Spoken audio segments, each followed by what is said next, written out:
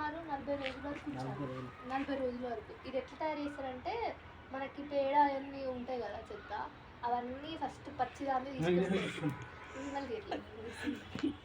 First పచ్చిదాన్ని తీసుకొచ్చి కొంచెం ఆరిన తర్వాత ఏదైతే ఆరింది ఉంటుందో దాన్ని దీనికి ఇట్లా చేసేస్తారు. ఫస్ట్ కింద ఉసుక లాంటిది వేస్తారు.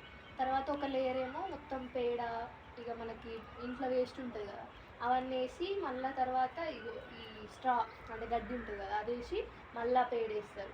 అట్లా ఫస్ట్ ఏం చేస్తారంటే రోజుకు 4 సార్లు వాటర్ అప్లై చేస్తారు. ఫస్ట్ పేడ ఉంటుంది.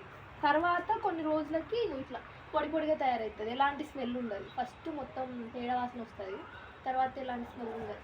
ఇక మనం ఇక్కడ చూస్తారా ఏమే ఇవాళకి ఉంటాయి కదా ఎత్తు వామ్స్, ఇది వీటిని మీరు ఏమంటారు? వానపాములు అంటారా? మేము ఎర్రలు అంటాం. ఎత్తు వామ్స్లో 2 రకాలు ఉంటాయి. కొన్నేమో లోపటికి చొచ్చుకోపోతాయి, కొన్నేమో బయటనే ఉంటాయి. మనకి ఇవి తిని ఇవి విసర్జిస్తాయి కదా, దాన్ని వర్మి కంపోస్ట్ అంటాం.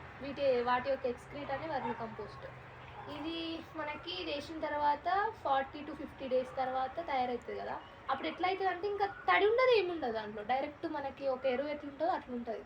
దాన్ని డైరెక్ట్ తీసుకుపోయి మనం పొలాల్లో చదువుకున్న చేనులలో చల్లుకున్న మంచిగా ఉంటుంది. ఇది వేసిన తర్వాత మళ్ళీ మనం యూరియా అలాంటివి వేయనక్కర్లేదు. అవి వేస్తే ఇది చచ్చిపోతాయి. మళ్ళీ ఇవి జస్ట్ ఒక 3 years పాటు మీరు కంటిన్యూగా వేసుకున్నారనుకో, ఇవి మళ్ళీ మీరు కొనుక్కొని వేసుకొని అవసరం లేదు, ఎందుకంటే అవే తయారైపోతాయి. ఎర్త్వామ్స్ అనేటివి ఇన్ని ఉన్నాయి కదా, మళ్ళీ చేంజ్ వస్తాయి. దీన్ని ఏమంటారు? ఎర్త్వామ్ని ఫార్మర్స్ ఫ్రెండ్ అంటారు. ఎందుకంటే భూమిని వదులుగా చేస్తాయి, ఆక్సిజన్ అవన్నీ ఈజీగా పోతాయి, పెనిట్రేట్ అవుతాయి, మంచిగా చెట్టు అనేది పెరుగుతుంది. ఇప్పుడు అయితే 1 kg వర్మి కంపోస్ట్ 8 rupees అట్లుంది. దీంట్లో మనము బయో ఏజెంట్స్ కూడా వేసుకోవచ్చు, కల్చర్స్ కూడా వేసి ఫీల్డ్లో చల్లుకోవచ్చు. అంటే మనం బయట కొంటాం కదా, చూడు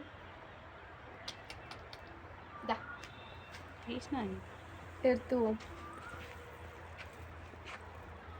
వానపాము, ఎర్రలు, ఎర్త్వామ్స్, ఇలా దీనికి చాలా పేర్లు ఉన్నాయి.